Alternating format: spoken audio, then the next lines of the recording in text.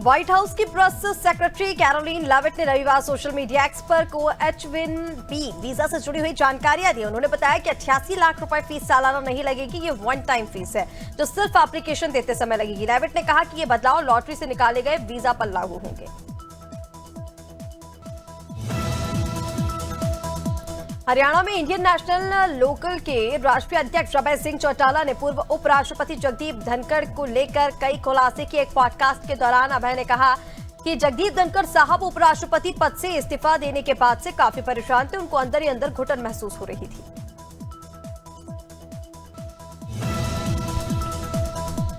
महाराष्ट्र में विश्व हिंदू परिषद ने नवरात्रि के दौरान गरबा आयोजनों को लेकर आज शनिवार को एक एडवाइजरी जारी की। इसमें कहा गया कि राज्य में गरबा कार्यक्रमों में सिर्फ हिंदुओं को जाने की इजाजत होगी। विहिप ने कहा कि गरबा आयोजनों में सिर्फ हिंदुओं को ही एंट्री मिलनी चाहिए, गैर हिंदू इनमें भाग न ले। इसके लिए लोगों को अंदर जाने से पहले तिलक लगाना होगा और हाथों में रक्षा सूत्र बांधना होगा।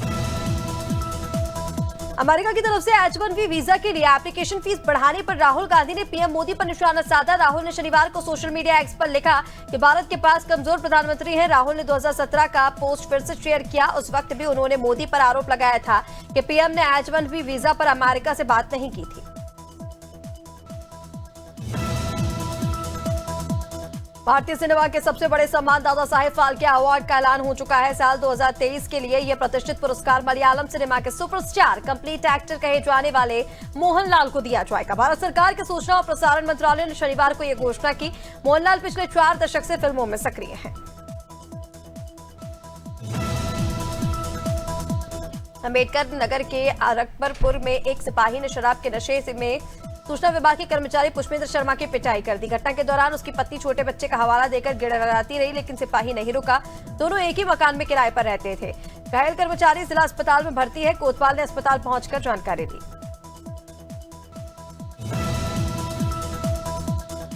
अमरोहा जनपद के गजरौला क्षेत्र में पितरामावस्या पर ब्रजघाट गंगा धाम में स्नान के लिए उमड़े श्रद्धालुओं से दिल्ली लखनऊ हाईवे 9 पर कई किलोमीटर लंबा जाम लग गया। सुबह से ही ट्रैफिक ठप है।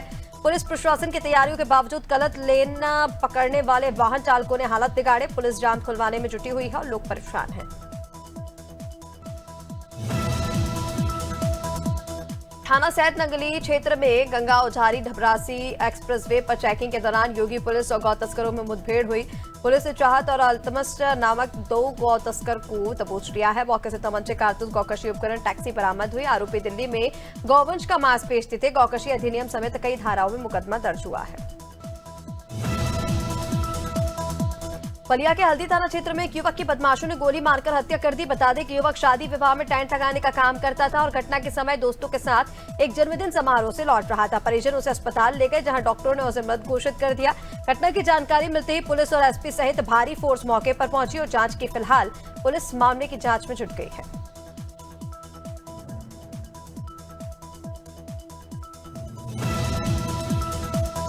चंदला विधायक एवं राज्य मंत्री दिलीप अहिरवार ने 1 दर्जन ग्रामों का दौरा किया। आकस्मिक घटनाओं में मृत लोगों के परिजनों से मिलकर सांत्वना दी और हर संभव मदद का भरोसा जताया। जन समस्याएं सुनकर अधिकारियों को तत्काल समाधान के निर्देश दिए। मंत्री ने कहा कि सरकार हर दुख की घड़ी में परिवारों के साथ खड़ी है।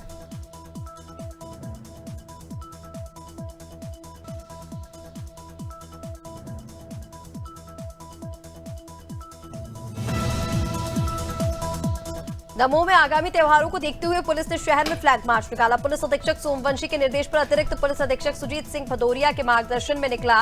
ये मार्च शहर के प्रमुख और संवेदनशील इलाकों से गुजरा। कोतवाली से शुरू होकर विभिन्न मार्गों से होते हुए मार्च का उद्देश्य जनता में सुरक्षा का भाव बढ़ाना और शांति व्यवस्था बनाए रखना रहा। झांसी के गीता रेस्टोरेंट में दबंगों की दबंगई का मामला सामने आया। बिना भुगतान के खाना ले जाने के पुराने विवाद में आरोपियों ने रेस्टोरेंट संचालक प्रदीप राय से मारपीट की। होटल स्टाफ ने जान बचाने के लिए आरोपियों पर लाल मिर्च पाउडर डालकर उन्हें भगाया। पूरा घटनाक्रम वीडियो में कैद होकर वायरल हो गया। संचालक ने आरोपियों पर सख्त कार्रवाई की मांग की है।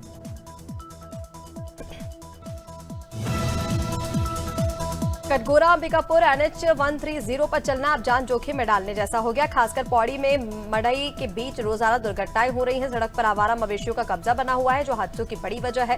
रात में ये मवेशी दिखाई नहीं देते, जिसमें वाहन चालक परेशान रहते हैं। कई बार भारी वाहन चालक खुद मवेशियों को हटाकर आगे बढ़ते हैं।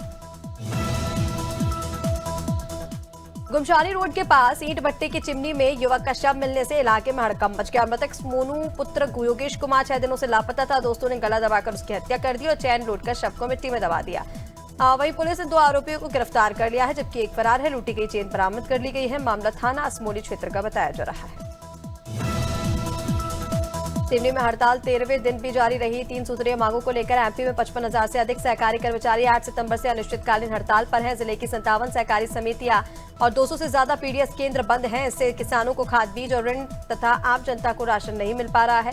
कर्मचारियों ने चेतावनी दी है कि मांगे पूरी नहीं होने तक हड़ताल जारी रहेगी। सिवनी जिले में बंडौल पुलिस को बड़ी सफलता मिली। गौवंश की तस्करी ले जा रहे गिरोह पर कार्रवाई करते हुए पुलिस ने 28 मवेशी जब्त किए। इस मामले में 7 आरोपियों को गिरफ्तार कर जेल भेजा गया। पुलिस ने NH 44 पर नाकाबंदी कर 2 ट्रक पकड़े, जिनमें गाय, बछिया, बछड़े भरे थे। इन्हें नागपुर के कलखाने ले जाया जा रहा था। जब्त मवेशियों को गौशाला भेजा गया और आरोपियों पर कई धाराओं में मुकदमा दर्ज है। सीतापुर के महोली इलाके में 4 वर्षों से दहशत फैला रही खूंखार बाघिन को वन विभाग की एक्सपर्ट टीम ने ट्रैंकुलाइज कर पकड़ा। देर रात ऑपरेशन में मिली बड़ी सफलता। सपा सांसद आनंद भदौरिया ने फेसबुक पोस्ट कर वन विभाग की टीम को बधाई दी। क्षेत्र में अब भी विभाग की मौजूदगी की आशंका है। वन विभाग की टीम लगातार सर्च ऑपरेशन में जुटी हुई है। मामला महोली थाना क्षेत्र का बताया जा रहा है। प्रधानमंत्री नरेंद्र मोदी के जन्मदिन से सेवा पखवाड़े की शुरुआत हो चुकी है। ऑडिटोरियम में आयोजित कार्यक्रम में स्वच्छता, सेवा और जन कल्याण पर आधारित लघु फिल्म दिखाई गई। जनभागीदारी बढ़ाने के उद्देश्य से प्रबुद्ध वर्ग संवाद और वरिष्ठ नागरिक सम्मान कार्यक्रम हुआ। विधायक शकुंतला सिंह पोर्ते और बुलंद सिंह मरावी ने सेवा भावना और लोकल उत्पादों को बढ़ावा देने की बात कही। कलेक्टर एस जयवर्धन ने सेवा पखवाड़ा 2 अक्टूबर तक चलने का ये बताया। हरदोई जिले के मल्लावा थाना क्षेत्र में राघोपुर रोड पर किसान से जेबकटी की बड़ी वारदात हुई। किसान राम आसरी में बदमाशों ने ई रिक्शा में 58,000 रुपए लूट लिए। किसान भैंस बेचकर रुपए के साथ पुत्र की दुकान जा रहा था, तभी बदमाशों ने रकम लूटने के बाद हाथापाई की और बाइक से फरार हो गए। मामले की जानकारी पाकर पुलिस सक्रिय हुई, तो वही सीओ बिलग्राम ने कार्रवाई का आश्वासन दिया। फिलहाल आरोपियों की तलाश में पुलिस जुट गई है।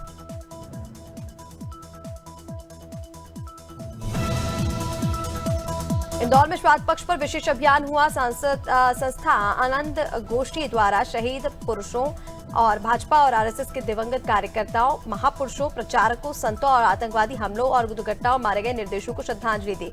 कृष्णपुरी छतरी पर पंडित मनोज भार्गव के सानिध्य में श्राद्ध तर्पण संपन्न हुआ। संयोजक लव गोविंद मालू ने बताया कि इस परंपरा की शुरुआत मालू ने की थी। आजमगढ़ के नवागत पुलिस अधीक्षक डॉक्टर अनिल कुमार ने चार्ज लेते ही पशु तस्करी, शराब तस्करी और महिला अपराध रोकने को प्राथमिकता बताया। उन्होंने गौ तस्करी, मादक पदार्थ तस्करी और साइबर अपराधों पर कड़ाई से कार्रवाई का भरोसा दिया। जिले में कानून व्यवस्था बेहतर बनाने और लापरवाह थानेदारों के खिलाफ कार्रवाई की बात कही। सुरक्षा और शांति बनाए रखने को लेकर भी नवागत एसपी ने स्पष्ट निर्देश दिए। इंदौर में ऑल इंडिया रेलवेमेंट्स फेडरेशन और वेस्टर्न रेलवे एम्प्लॉयज यूनियन ने 8वें वेतन आयोग लागू करने की मांग को लेकर शांतिपूर्ण विरोध प्रदर्शन किया। पदाधिकारियों ने पुरानी पेंशन योजना बहाल करने और बोनस की सीलिंग खत्म करने पर भी जोर दिया। कर्मचारियों ने सरकार से शीघ्र समिति गठन की मांग की और वेतन सुधार के लिए आवाज उठाई। प्रदर्शन में कर्मचारियों ने नारेबाजी कर मांगे जताई। कानपुर में बनारस की घटना के बाद बार एसोसिएशन और लॉयर्स एसोसिएशन के अधिवक्ताओं ने न्यायालय परिसर में काम से विरत रहकर विरोध जताया। उन्होंने पुलिस आयुक्त को मुख्यमंत्री के नाम ज्ञापन सौंपा, तो वहीं अधिवक्ताओं ने आरोपों पर मुकदमे दर्ज करने की कार्रवाई तुरंत रोकने और अधिवक्ता संरक्षण कानून पारित करने की मांग की। साथ ही फर्जी मुकदमों के खिलाफ भी कठोर कार्रवाई की मांग की। काशीपुर के आलिखा मोहल्ले में नगर निगम राजस्व विभाग, प्रदूषण नियंत्रण विभाग और पुलिस की संयुक्त टीम ने 2 दुकानों से भारी मात्रा में प्रतिबंधित पॉलिथीन बरामद की। दुकानों में पॉलिथीन बोरियों में पैक मिली, जिनकी गिनती जारी है। प्रशासन ने प्रतिबंधित पॉलिथीन के खिलाफ सख्ती जारी रखने का आश्वासन दिया। ये कार्रवाई पर्यावरण संरक्षण को लेकर उठाए गए कदम का हिस्सा है। रवरदा के पत्रकारों ने शहर के शहीद चौक पर पत्रकारों के साथ न्याय और दमन के विरोध में धरना प्रदर्शन किया। बताया गया कि INH के रिपोर्टर संजय यादव पर उद्योगपति द्वारा हमला किया गया और मोबाइल छीन लिया गया था। आरोप है कि पुलिस ने मामले में पत्रकार का पक्ष नहीं लिया और फर्जी FIR दर्ज कर आवाज दबाने की कोशिश की गई। पत्रकारों ने प्रेस स्वतंत्रता की रक्षा और न्याय की मांग की। देवरिया जिले में बड़ी खबर, जहां भाजपा प्रवक्ता एहसन सिंह ने समाजवादी पार्टी और अबू आजमी और पर तीखा हमला बोला। सिंह ने कहा कि सपा शुरू से भारत विरोधी गतिविधियों को बढ़ावा देती रही। उन्होंने आरोप लगाया कि पार्टी नेताओं ने भारत माता का अपमान किया और जय श्री राम के उद्घोष का मजाक उड़ाया और रामचरितमानस जैसी धार्मिक पुस्तक तक चलाई। सिंह ने इसे सपा की राष्ट्र विरोधी मानसिकता का प्रमाण बताया। मिर्जापुर में मेडिकल कॉलेज अस्पताल पर गंभीर आरोप लगे। आरोप है कि इलाज कराने आए मरीजों के परिजनों से न केवल मारपीट हुई, बल्कि मोबाइल फोन छीना गया। पीड़ित नन्हे कुमार का कहना है कि जब अस्पताल में मुफ्त दवा देने की बात की तो स्टाफ बड़ा कुचा। स्टाफ ने मरीज को बाहर ले जाने की बात कही और उन पर हमला किया। घटना के बाद मरीज परिजन दहशत में है। मुरादाबाद पुलिस ने बड़ा खुलासा किया। थाना मझोला पुलिस ने 19 और 20 सितंबर की कार्रवाई में वाहन चोरी करने वाले गिरोह का पर्दाफाश किया। पुलिस ने 3 आरोपियों को गिरफ्तार किया और 7 लग्जरी गाड़ियां बरामद की। पकड़ी गई गाड़ियों की क्रेटा, फॉर्च्यूनर, स्कॉर्पियो, अल्काजार और i20 शामिल है। पुलिस का कहना है कि गिरोह ईवीएम कोडिंग से छेड़छाड़ कर चोरी की गई गाड़ियों को छिपाकर बेचता था। कानपुर में राष्ट्रीय पोषण माह और स्वस्थ नारी सशक्त परिवार अभियान के तहत विशेष कार्यक्रम आयोजित हुआ। कार्यक्रम का उद्देश्य महिला और बच्चों के स्वास्थ्य सुधार को बढ़ावा देना है। इसमें आयुष्मान आरोग्य मंदिर और सामुदायिक स्वास्थ्य केंद्रों के जरिए एनीमिया, मधुमेह, कैंसर, उच्च रक्तचाप और जांच पर जोर दिया गया। जानकारी दी गई कि 1 लाख से अधिक शिविर लगाए जाएंगे ताकि ग्रामीणों तक स्वास्थ्य सुविधाएं पहुंचाई जा सके। खबर पीलीभीत से, जहां उद्योग को बढ़ावा देने में आ रही रुकावट पर डीएम ज्ञानेंद्र सिंह ने जांच की। डीएम ने जिला उद्योग कार्यालय का निरीक्षण कर पाया कि सरकारी योजनाएं तो है मगर बैंक लापरवाही बरत रहे हैं। इस कारण छोटे और बड़े लाभार्थियों को दिक्कतें झेलनी पड़ रही है। डीएम ने बैंकों को मुद्रा लोन, युवा उद्यमी अभियान, विश्वकर्मा श्रम सम्मान योजना जैसी सुविधाएं तुरंत पहुंचाने के निर्देश दिए।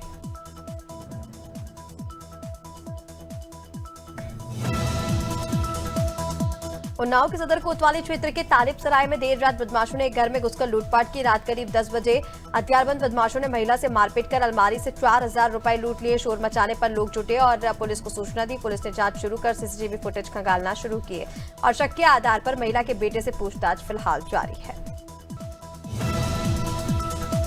अमेठी जिले के जामो थाना क्षेत्र के डीगा गोपालपुर गांव में 21 वर्षीय नवविवाहिता पिंकी का शव संदिग्ध परिस्थितियों में घर के अंदर फांसी के फंदे पर लटका मिला। घटना 20 सितंबर की है, जहां पिंकी की शादी इसी साल 12 मई को विनोद से हुई थी, जो इस समय दिल्ली में कार्यरत है। घटना के वक्त सास ससुर घर के बाहर सो रहे थे। सूचना पर पहुंची पुलिस ने शव को कब्जे में लेकर पोस्टमार्टम के लिए भेजा और जांच शुरू कर दी है।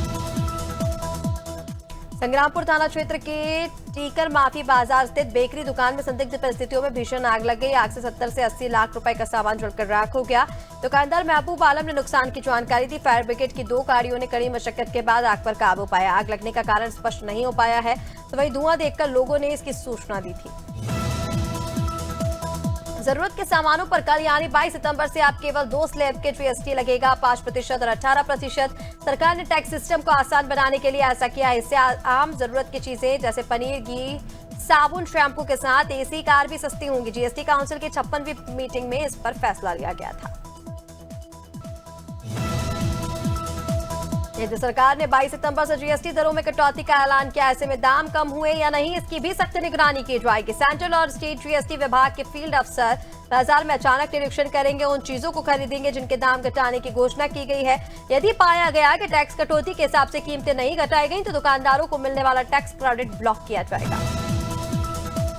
भारतीय रेलवे ने गुड्स एंड सर्विसेज टैक्स यानी जीएसटी में कटौती का फायदा अपने पैसेंजर्स को देने का फैसला किया है। रेलवे ने अपने मशहूर रेल नीर बोतल बंद पानी की कीमतों में कटौती की। अब 22 सितंबर से रेल नीर की 1 लीटर की बोतल 15 रुपए की जगह सिर्फ 14 रुपए में मिलेगी। इसके अलावा 500 मिलीमीटर की बोतल 10 रुपए की बजाय 9 रुपए में मिलेगी।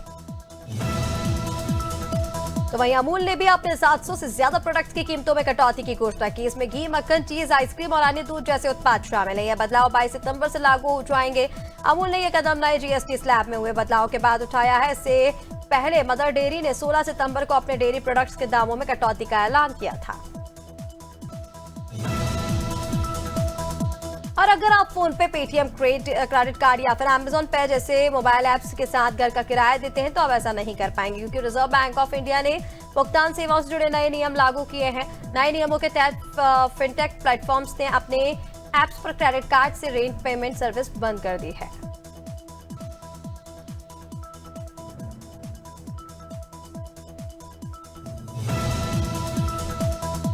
एशिया कप में जीत के हैट्रिक बना चुकी भारतीय टीम आज सुपर 4 राउंड में पहला मुकाबला खेलने उतरेगी। सामने चिर प्रतिद्वंदी पाकिस्तान है। ग्रुप स्टेज में भारत ने पाकिस्तान को एक तरफा अंदाज में 7 विकेट से हराया था। मुकाबला दुबई इंटरनेशनल स्टेडियम में रात 8 बजे से खेला जाएगा। टॉस शाम 7:30 बजे होगा।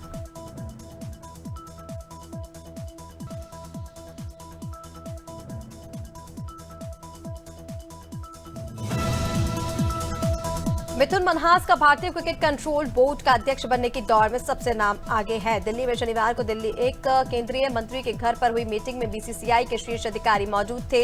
इसमें सभी ने मिथुन के नाम पर सहमति जताई। हालांकि आधिकारिक घोषणा 28 सितंबर को बोर्ड की वार्षिक आम बैठक के बाद ही होगी।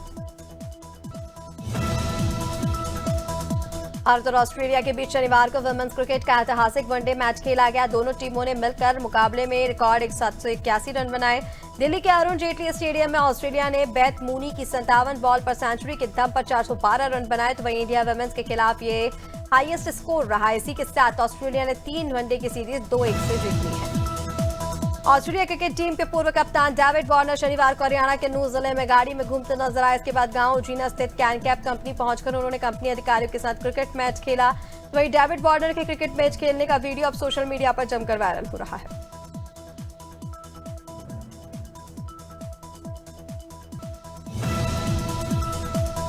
बॉलीवुड के दबंग सलमान खान अपनी इन दिनों बिग बॉस के साथ साथ गलवान में व्यस्त हैं। हाल ही में फिल्म का पहला शेड्यूल लद्दाख की खूबसूरत वादियों में पूरा हुआ। उसमें भारी भरकम एक्शन सीक्वेंस फिल्माए गए। फिल्म इंडो चाइना झड़प पर बेस्ड है। चाइना से मेन विलन के लिए मेकर्स ने नेपाली मूल के मशहूर एक्टर को कास्ट किया है, तो वहीं सूत्रों ने खुलासा किया कि मुंबई के महबूब स्टूडियो में लद्दाख का ही एक विशाल सेट तैयार किया गया। याली फेम सिंगर जुबीन गर्ग का 19 सितंबर को सिंगापुर में स्कूबा डाइविंग के दौरान हादसे में निधन हो गया था। अब सिंगर का एक वीडियो सोशल मीडिया पर वायरल हो रहा है। ये वीडियो हादसे से कुछ पल पहले का बताया जा रहा है। वीडियो में जुबीन एक यॉट पर पार्टी करते नजर आ रहे हैं।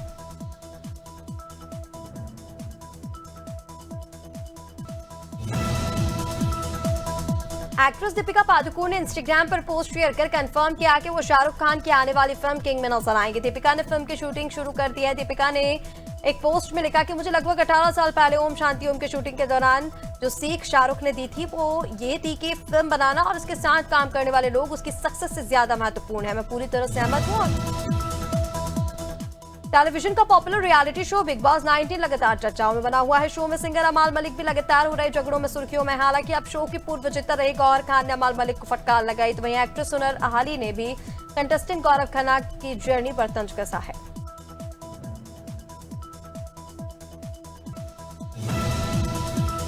मध्य प्रदेश में मानसून जमकर बरस रहा है। कहीं हल्की तो कहीं रिमझिम बारिश हो रही है। हालांकि प्रदेश में सिर्फ एक टर्फ ही गुजर रही है, लेकिन लोकल सिस्टम की एक्टिविटी होने की वजह से पानी गिर रहा है। शनिवार को 25 से ज्यादा जिलों में बारिश हुई। भोपाल के पास कोलार डैम में सीजन में पहली बार 2 गेट खोले गए।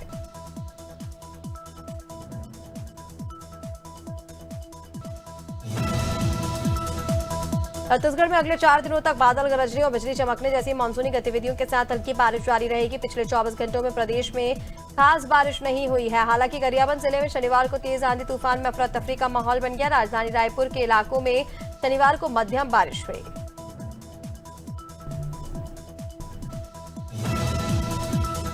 तो वहीं यूपी में बारिश और बाढ़ से नदियां उफान पर है। मौसम विभाग ने आज 29 जिलों में बारिश का अलर्ट जारी किया। लखीमपुर खीरी, बलिया, गोंडा समेत 8 जिलों में कुछ इलाकों में बाढ़ जैसे हालात है। लखीमपुर खीरी में 4 सेकंड के मकान बह गए, तो वहीं 24 घंटे में यहां 8 मकान नदी में समा गए। पूरे प्रदेश की बात करें तो इस सीजन में बाढ़ बारिश से 1361 मकान बह चुके हैं।